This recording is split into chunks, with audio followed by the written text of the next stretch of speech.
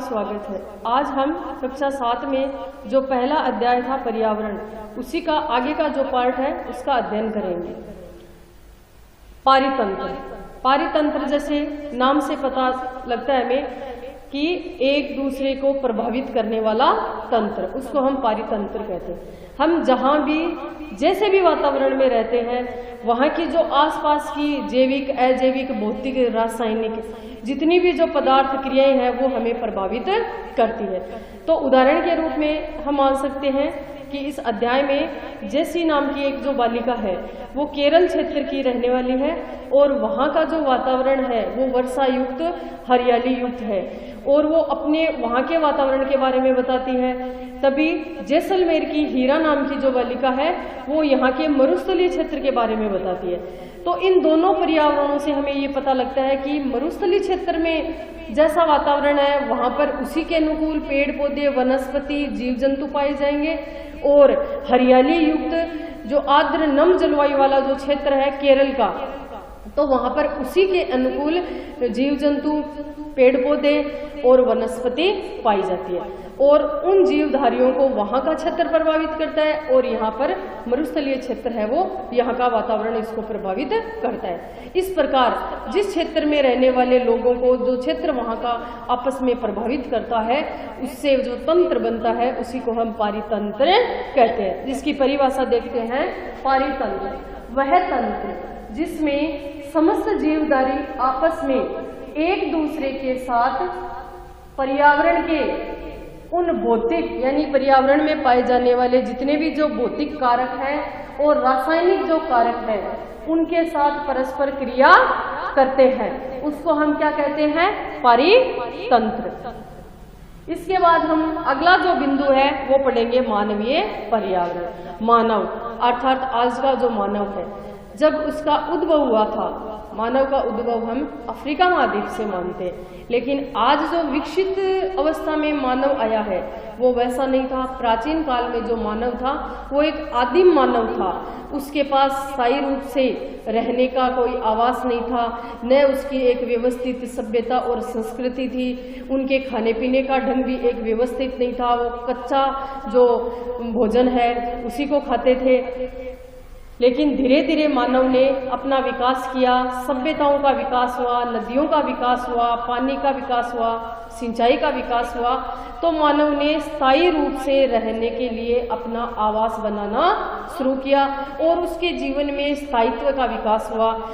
आज से लगभग 5000 पूर्व सभ्यताओं का विकास हुआ और लगभग जो सभी सभ्यताएं थी उनका विकास नदियों के किनारे हुआ। क्यों हुआ?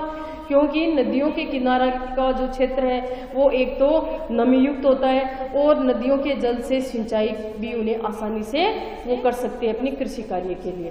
तो मानव धीरे धीरे सिंचाई का विकास हुआ, कृषि का विकास हुआ, फिर एक दूसरे स्थान पर जाने के लिए उन्हें साधन की आवश्यकता हुई, तो इसलिए उन्होंने पहिए का आविष्कार किया। सबसे पहले लकड़ी का पहिया और फिर धीरे धीरे आज तक का जो विकसित रूप है पहिए का वो हमारे सामने आया।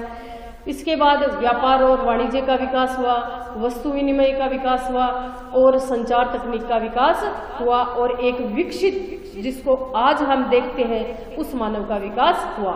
तो इस प्रकार मानव जब प्रारंभ में इस पर्यावरण में आया था तब से लेकर आज तक उसने पर्यावरण से क्या क्या सीखा, पर्यावरण से अपने जीवन में क्या क्या उसने परिवर्तन किए, तो वो बिंदु हम देखेंगे। तो इसमें पहला है मानव का जो पर्यावरण है, पर्यावरण से जो सीखा।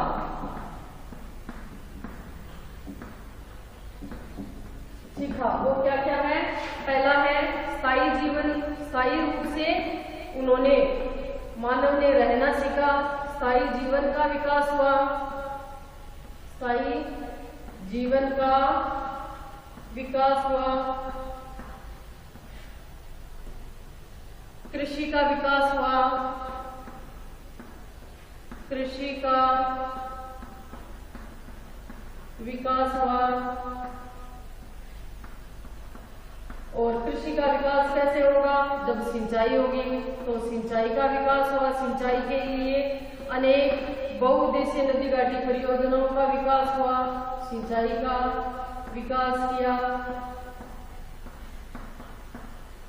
पहिए का विस्तार किया, पहिए का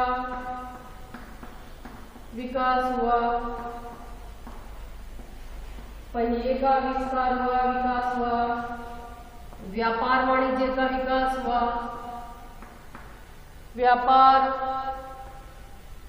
वाणिज्य, व्यापार वाणिज्य का विकास हुआ,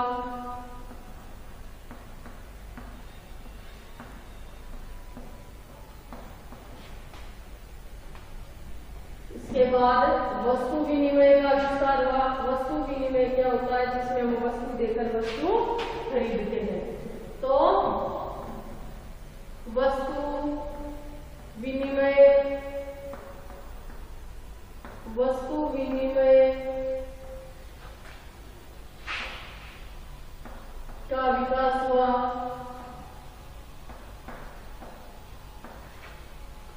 संचार तकनीक का विकास हुआ, संचार के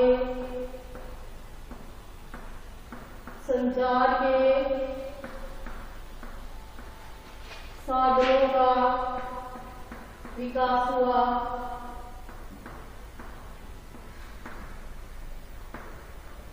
संचार के साधनों का विकास हुआ, और मानव का जो जीवन है, इन सब के कारण मानव का जीवन क्या हो गया? मानव का जीवन कैसा हो गया? व्यवस्थित, व्यवस्थित हुआ।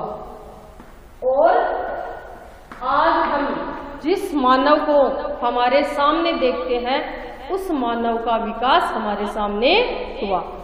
तो इस प्रकार अब अपन ने ये जो पहला अध्याय था उसका अध्ययन पूरा कर लिया। आगे का जो अध्याय है वो अगले वीडियो में देखेंगे।